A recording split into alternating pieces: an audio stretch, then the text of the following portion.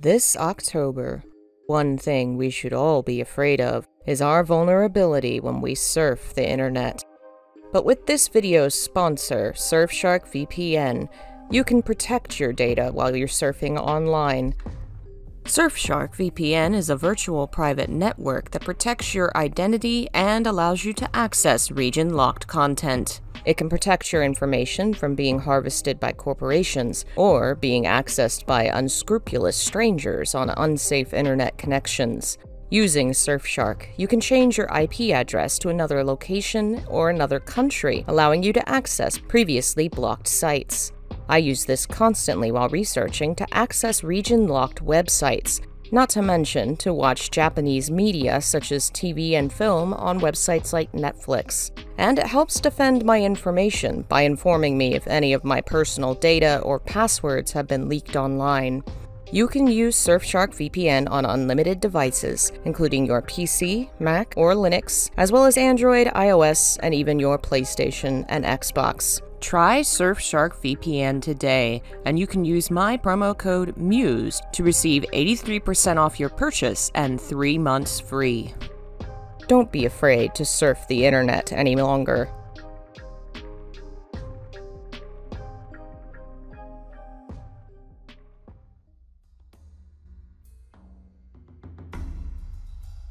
One of the most popular and best-selling game consoles of all time was the PlayStation 2. During its long life, over 4,000 games released on the console, and quite a few of them were, at least at the time, exclusives. Some of these games would become available elsewhere, re-released on other consoles or as digital legacy titles on later PlayStations, but some of them remain exclusive to a 20-year-old console, available to play only on the original disc. One such game is Kuon, one of the rarest and most expensive PS2 horror games to exist. At the time of its release, the game performed poorly in nearly every market, and so very few copies were ever made. Now it's become something of a cult classic, well known to die-hard horror game fans and gaming fanatics, but little known elsewhere and nearly impossible to own or play. Kuon is a Japanese horror game set in the Heian period, about 1,000 years before the modern age, centered upon a haunted mansion and the multiple playable characters who enter it, trying to understand what's happened to the people who lived there. You face terrible, monstrous creatures and dark rituals, culminating in a tragedy that was already preordained. It is a fascinating blend of modern technology and ancient storytelling techniques, and is one of the most culturally Japanese games on the console, and it stands out amongst horror game titles that cater far more to Western culture on average. Who made Kuon, and why did it perform so poorly? To understand the game, you must understand the ancient and more recent past, and how the two intertwine.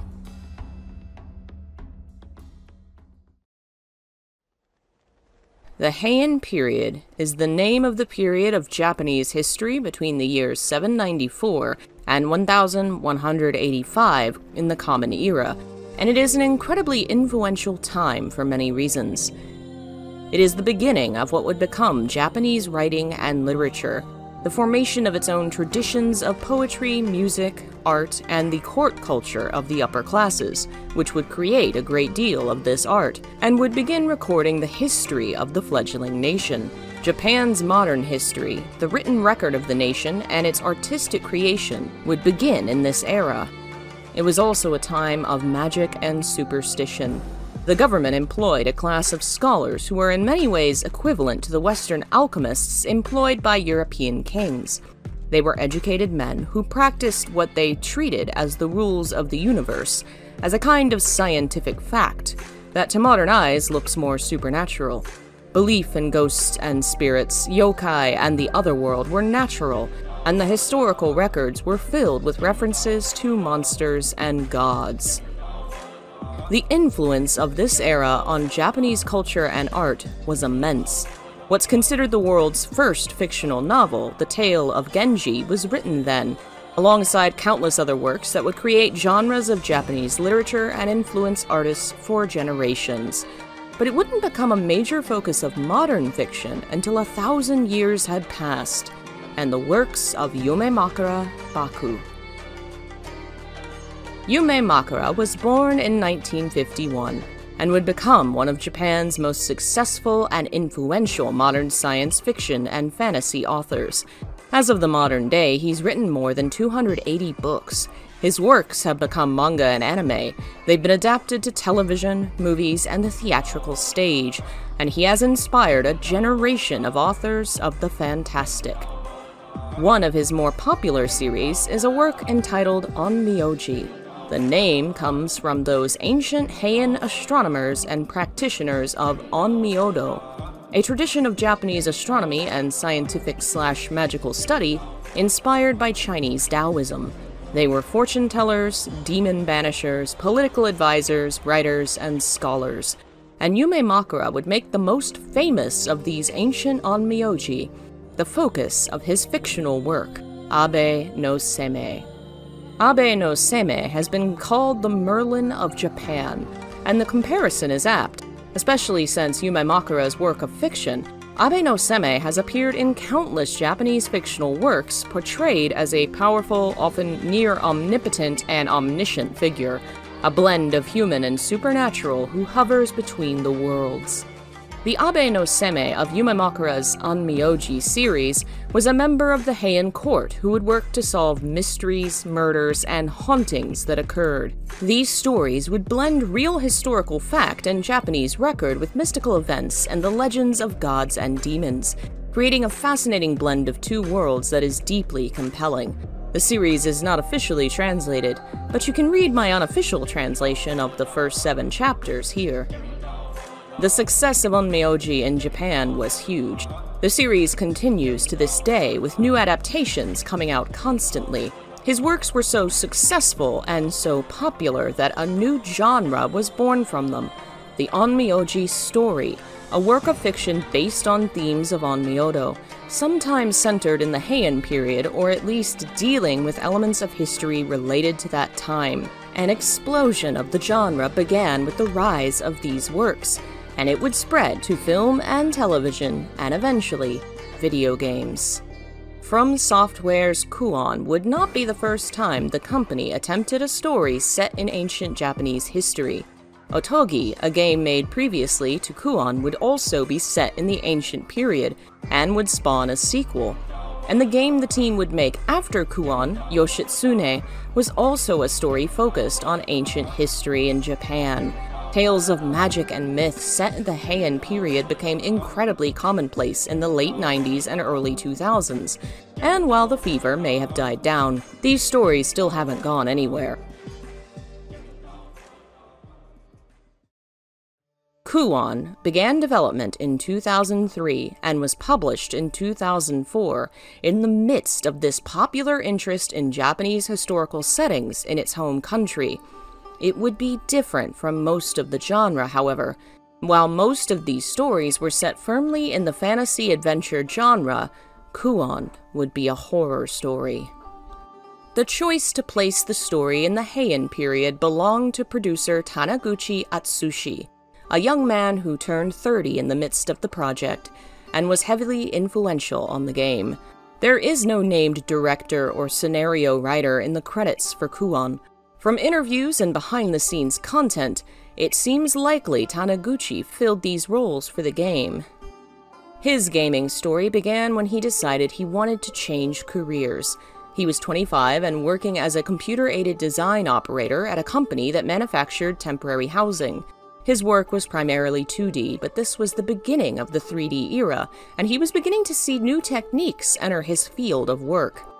It made him think of 3D games like Virtua Fighter, and it occurred to him for the first time that he too could work in video games. He began applying and received an interview with the then president of Fromsoftware, Zin Naotoshi. Taniguchi got the job and would later say that everything he learned about making games he learned from Zin. His career began in July of 1996 with 3D modeling on Armored Core, followed by Shadow Tower and Evergrace. He would then become a games producer in 2000, working on Kuri Kuri Mix, called The Adventure of Cookie and Cream outside of Japan, and the Rune series, known as Lost Kingdoms in the West. Kuon would be his fourth producing job.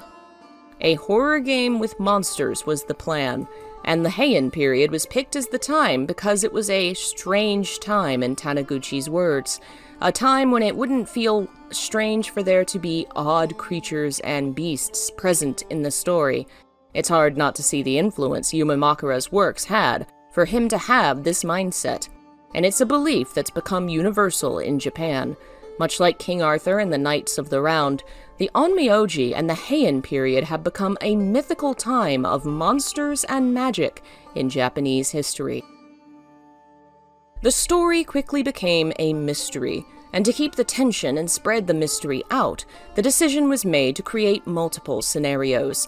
They would be called the yin and yang in English, though in Japanese, it's likely they used the Japanese Onmyodo terms, in and yo.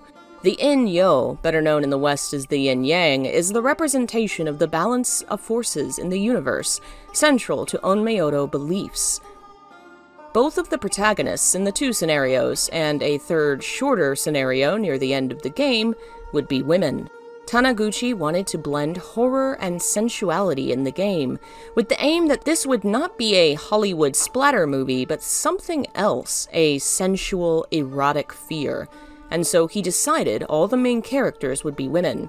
Yet these are not scantily clad women. This is a story that is meant to be taken seriously, and its characters are written with depth. The sensuality is most clear in its monsters. The more horrifying a figure becomes, the less clothed and more sensually they're portrayed. The blend of desire and horror is clear, and it's unique to Japanese ghost stories, and especially female ghosts. The tradition of a ghostly or supernatural bride, someone beautiful yet monstrous, is ancient in Japan. The techniques portrayed in the story, the Kuon curse and its ritual, aren't based on any historical rituals, but the general imagery and themes come from Japanese culture and folklore, and the kaidan stories which have become so influential in Japanese horror. Kaidan is a genre of ghost story which originates in ancient folklore, which became widespread when Buddhist monks adapted the folk stories into moral tales and used them to spread their message and teach their doctrines. These stories would then spread into common culture and lead to the development of art, plays, poetry, fiction, and cultural traditions, such as the game in which a group of people tell ghost stories in the dark. Surrounded by 100 candles, with each story they tell, they put out a single light until all the lights go out. These stories became widespread with the introduction of print, and the public hunger for stories of ghosts and ghouls began rising. They all had similar themes: Buddhist ideas of karma, reincarnation, and morality, Japanese gods and yokai and concepts of the afterlife, and local cultural traditions and beliefs. These kaidan were eventually collected, and in the modern era, translated into English by Lafcadio Hearn, making them available to a global audience. Kuon would be a ghost story in the same tradition of these kaidan, and other modern Japanese tales like Juon. It's hard to miss the similarity between the names. They share this symbol, which can be translated as grudge or resentment. The grudge has its origins in Shinto, a Japanese religious tradition heavily focused upon the balance of forces, purity and impurity, rather than good and evil or light and darkness. In this tradition, the way that you feel has power, and actions have spiritual consequences upon the places and people involved. Someone that dies a terrible, violent death may be transformed into an angry spirit that inflicts further harm, unless they are purified and set at peace. The idea that violence begets violence, and that the deceased can cause harm and bring vengeance to the living, is a cornerstone of Japanese horror stories and kaidan. Both Juon and Kuon are centered on the idea of a grudge, the possibility that the violently killed will return to enact vengeance. In Kuon, it is the inhabitants of the mansion who suffer and are transformed by that suffering into monsters which kill others who enter the mansion. In that way, both the inhabitants of the mansion and the mansion itself are essentially cursed, and the curse can only be ended by purifying the land and erasing the grudge. The full term Kuon can be read in two ways.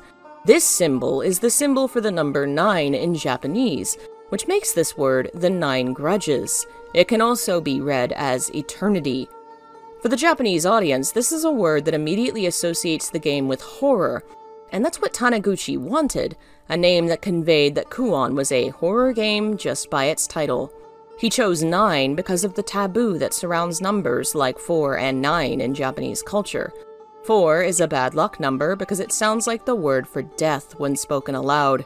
9 is disliked for the same reason. It sounds like the word for suffering. The project was underway in January of 2003, and likely started sometime in the fall of 2002. Its earliest project members would include Taniguchi and a member of the promotional staff named Ogura Yasunori. His official role is publicity, but this understates the amount of work he was clearly involved in.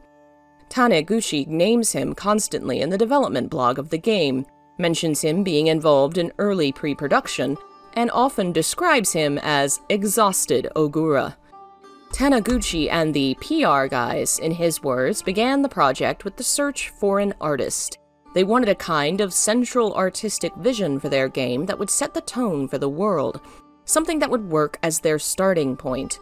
They searched every day for an unnamed but seemingly long amount of time in pre-production, for an artist whose works would have an impact and would suggest fear.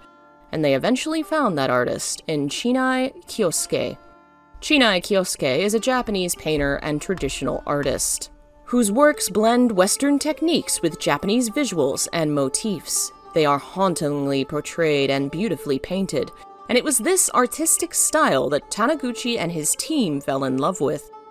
They asked Chinai to paint a series of paintings that would set the tone for their game, and the works they received would become some of the central pieces of advertising. They would appear in the menus, and even on the cover of the game in some countries. Chinai would not be directly involved, however, and once again, official credits leave the name of the art director a blank. One behind-the-scenes video shows Iwai Nozomu as the art director, where he only receives special thanks in the game credits, so it may have been his role to lead the artistic vision of the game, but his involvement is barely recorded. The two artists whose works can best be traced are the designers Kojo Takashi and Fuwa Tomoko. Kojo Takashi joined FromSoft in 2000, working on design and art for Forever Kingdom, King's Field, The Ancient City, and Lost Kingdoms 1 and 2. He would act as Kuon's main designer, and what concept art we have of the game seems to come from his portfolio. His work includes nearly all the concept art and storyboards for the game. He wasn't the only designer, however. Another FromSoft employee, at the time known as Fuwa Tomoko, is named as a designer, and had also worked on both Lost Kingdom games, as well as Shadow Tower Abyss. This person then disappears into the ether, but can be discovered under a new name thanks to a Twitter interaction between the two artists.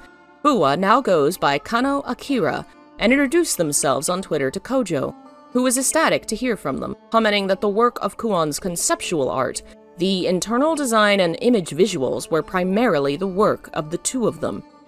It's possible that the character images might be Kano's work, since Kojo does not claim credit for them himself and his signature isn't present on them.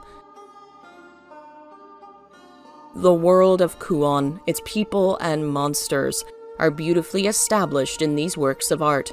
In the concepts, we see the way the people become monsters, and little notes from Kojo which describe the details of their designs. The fish-like creature has a note in the corner which reads, "If you were to look at it." You can't see the belly, but just in case, next to a visual representation of the unseen underside of the creature. The image of the two characters fusing has a note which terrifyingly reads, "Where my sister comes from." Another of Kojo's work includes drawing the storyboards. The only public image of this type portrays the scene from the opening of the game. He also drew the talismans used in the game's combat system. Kano Akira would later work as a 2D UI artist on Loco Roco in 2006 before going freelance, working on illustrations for card games, video games, and manga, including the Fire Emblem Heroes game and Sengoku Taisen. Kojo Takashi would also go freelance in 2005, drawing illustrations for card games and video games. Some of his work for Senran Kagura is creepily reminiscent of his horror concepts for Kuon and are delightfully eerie. There's one more extra artist on the design team, credited as the extra character designer, Murakami Kana, who has no other video game credits. That's because she's not a game designer. She was a student artist who won a contest among Japanese FromSoft fans to design a character in the game. At least 100 concepts were sent in as part of the contest, the favorites of which were shared on the Kuon visual preview disc. The winner was Murakami, whose design would be the starting point for Kuon's vision of Abe no Seme. Kuon's development team is divided into two sections, Production Department and CS Development Department. Both sides include people listed as designers in 2D and 3D art, and it might be surmised that the production department worked on creating concepts and materials, which the CS Dev department then created the models and animations for.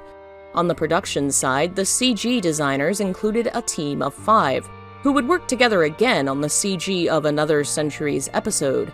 Shinozuka Takashi, Suzuki Toshiyuki, Tadakoro Shuzo, Tomino Kimihiro, and Ozawa Takayuki.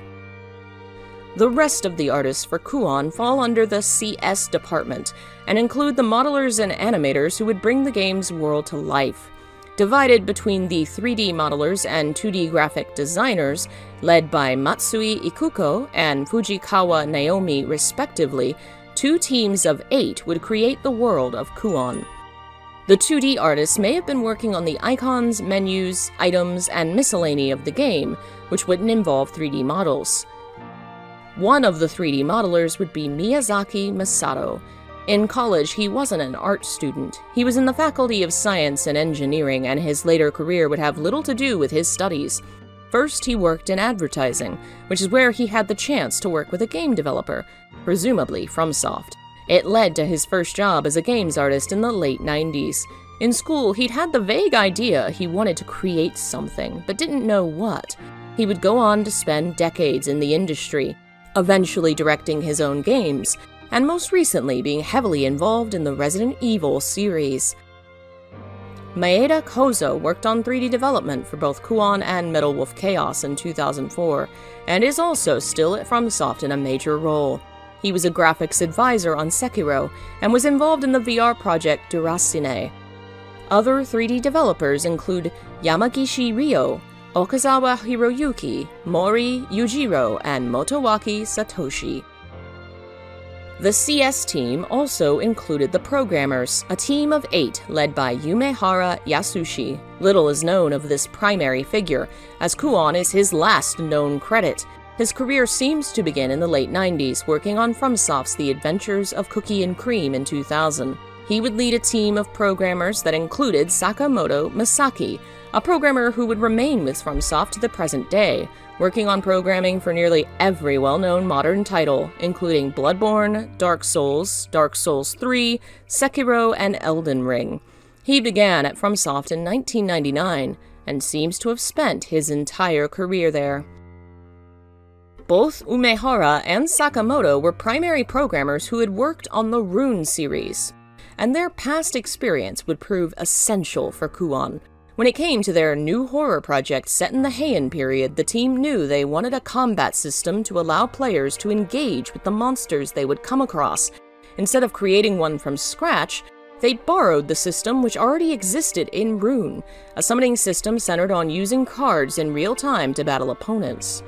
Kuon would use a similar system with pieces of paper that could summon creatures, based upon the real-world Japanese tradition of Ofuda, talismans used to speak to the gods, to create magic spells and formulas.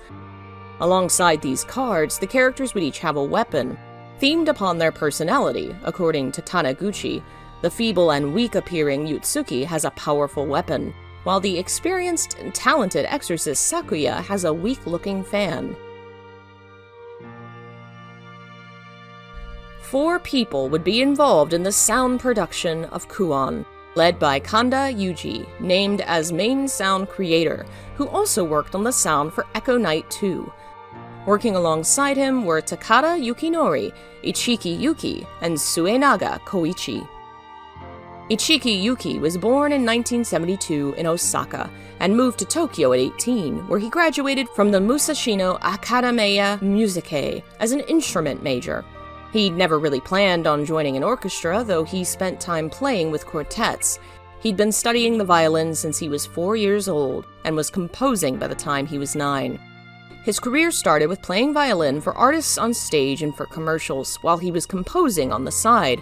It was a friend who would send his music to a games company. She recorded one of his pieces on a cassette tape and sent it as a demo reel to Fromsoft, and he got the job. So began his career as a sound creator, a prospect he quickly found fascinating. Creating sound effects, working on creating sound design that can capture the whole picture of a game, suited his style. His focus in sound design is to build the atmosphere and sense of presence in the world of the game, and says that great game music can take the player into the screen and world of the game completely, and can even control players' emotions. He would remain at FromSoft for 7 years, working as sound director on Murakumo, Otogi, and Armored Core Last Raven, before spending some time as a freelancer. He then reunited with a former senior who was affiliated with Q Entertainment, and received an invite to work on a project with him. The project fell through, but discussions began around creating an in-house sound team, which the company didn't have at the time. Eventually, they established the team and would soon go on to work on the music for Child of Eden. Most of Kuon's development likely happened between September of 2003, at which point a representative said the game was 25% finished, and February 2004, when Taniguchi said in his dev blog that they'd overcome the peak and development had slowed down. But while work for the development team may have slowed, the advertising and PR teams were in full swing, primarily in promoting the game in its home country. The time between February and the release in April would involve multiple advertising plans, starting with a fascinating website. The Kuon site, properly written ku-o-n.net, was a Japanese site for the game run by FromSoft. It included character and story descriptions, a development blog by producer Taniguchi, and other behind-the-scenes information. But the most unique element of the website was a game it included, a flash game themed on the Heian period history of Kuon, a tabletop game called Sugoroku. The website and game project were programmed by Eguchi Takashi, a man the team referred to as a young guy who had never programmed a web game before but had a lot of fun doing it. It was overseen by Iwai Nozomu, and both men would receive special thanks on the game. The minigame had a leaderboard function, and in the months leading up to the release, players could play the game online with other fans and track the best players. There was also a behind-the-scenes special mailing list fans could sign up for to receive development info, which seems to have been the development blog that was later made public to all. Writing for the website was just the beginning of Taniguchi's written work for Kuon. A special booklet given out in March would include a prologue story that was also written by the producer, which was so popular stores quickly ran out of the free brochure and another batch had to be printed.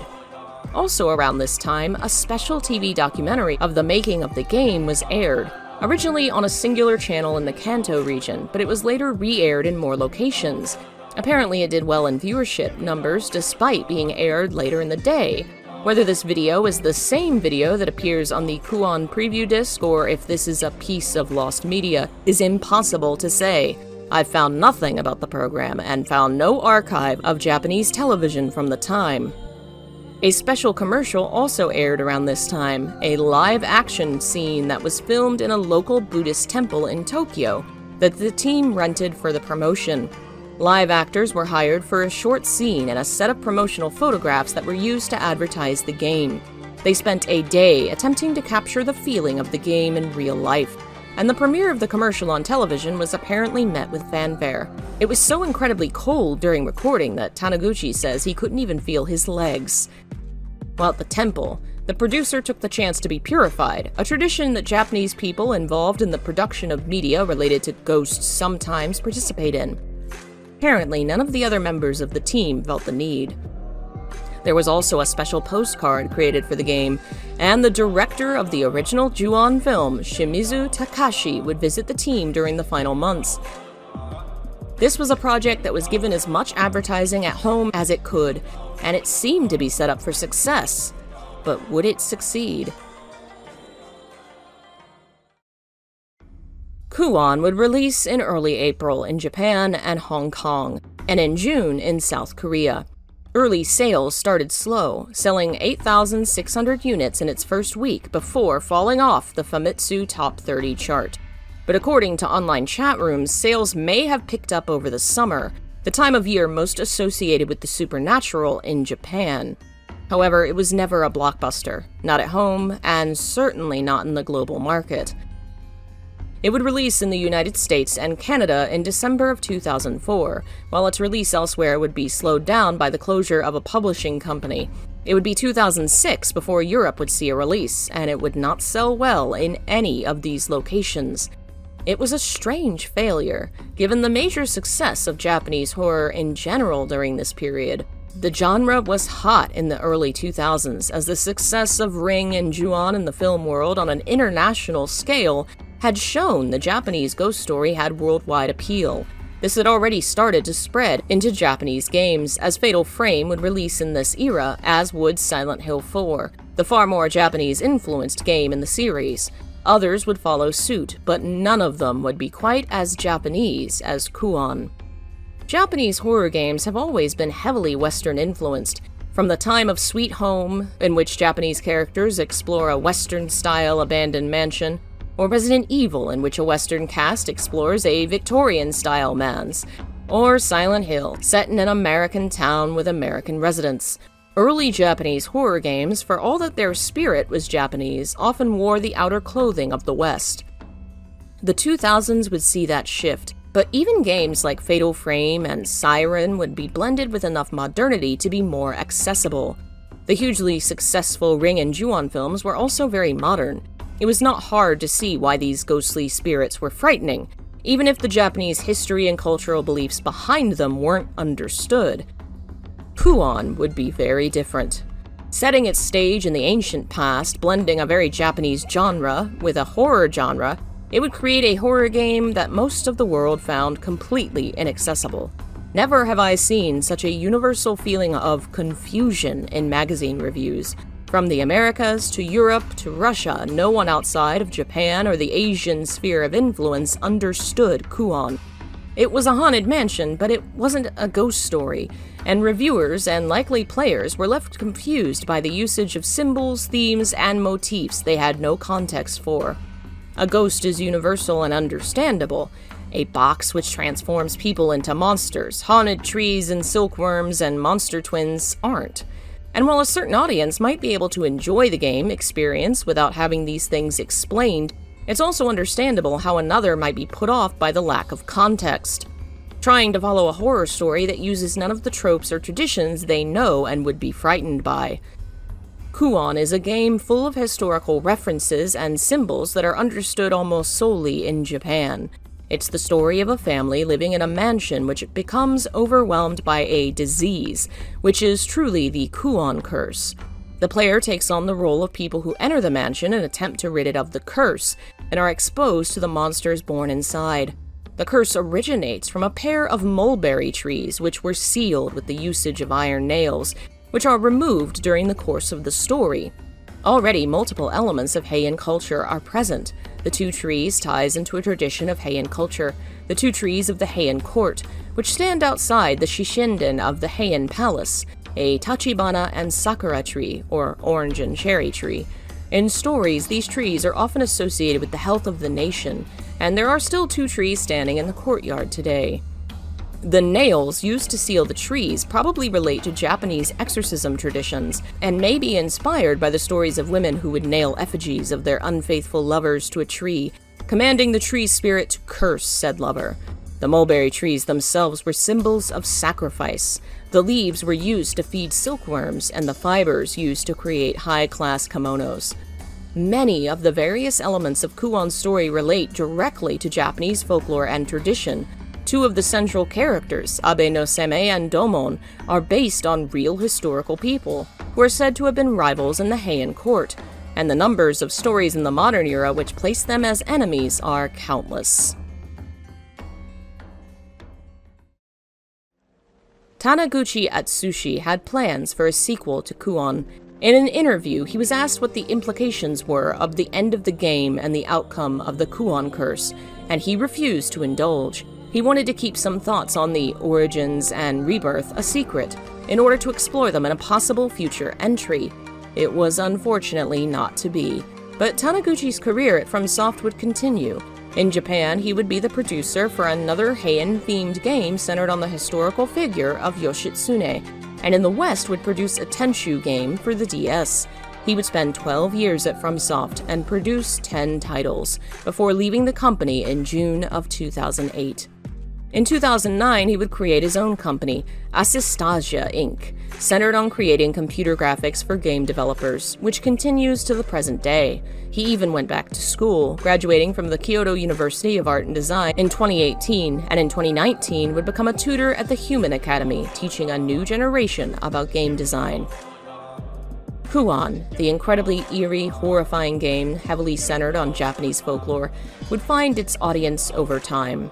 In both the East and West, general opinion has shifted towards Kuon as a cult classic and masterpiece that was overlooked in its time. Many things worked against it.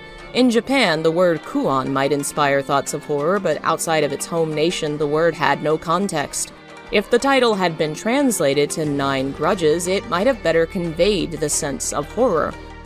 The game also was a kind of blend of RPG and horror elements, which historically hasn't always worked. Combat mechanics in horror games can be divisive. Not everyone is a fan of fighting mechanics when you can have pure horror experiences. But the real weakness of this game was its inaccessibility. Articles in the West at the time write that it was essentially bad because it was derivative of other horror games, essentially recognizing the game as Japanese without having the ability to understand how more culturally complex it is. The combat and the fixed camera angles were critiqued, and the game was either seen as poorly written or simply not good compared to other titles, because most other horror games at the time were more accessible to Western audiences. The fact that Japanese culture and its contexts were still slowly being understood and digested by the West is no more obvious than in this image, in which the horror games of 2004 are ranked, and Ghost Hunters, a Ghostbusters-style action game with horror elements, was ranked as a better horror game than Fatal Frame 2, Kuon, and Silent Hill 4. It just wasn't Kuon's time. Today, the global culture is far more intertwined, and a greater interest in accessing the media of other cultures has made audiences in general more open to other cultural contexts. Japan especially has become heavily entrenched in the West, because 20 years after Kuon, a generation of people have grown up with anime, manga, and Japanese video games as part of their culture. Today, Kuon is no more inaccessible than any other Japanese horror media, and what is confusing or misunderstood is easily explained via wiki articles and YouTube analysis, of which there are a few. The true tragedy is that the game is so impossible to get. A PS2 exclusive that has never seen a reprint, re-release, or digital edition to make it more accessible. I once saw a copy at a local game store selling for $800. It's probably one of the rarest PS2 games around. I can't imagine anything is keeping FromSoftware from releasing Kuon again besides an uncertainty in its success. But there is no better time for Kuon to return to the scene. With interest in horror on the rise, and horror games more popular than perhaps ever before, and fans of other Japanese horror franchises starving for new games, Kuon is in the perfect position to receive the reception it always deserved. While it may be a far-fetched hope, perhaps one day we'll see this game release again, and the curse of Kuon may finally be broken.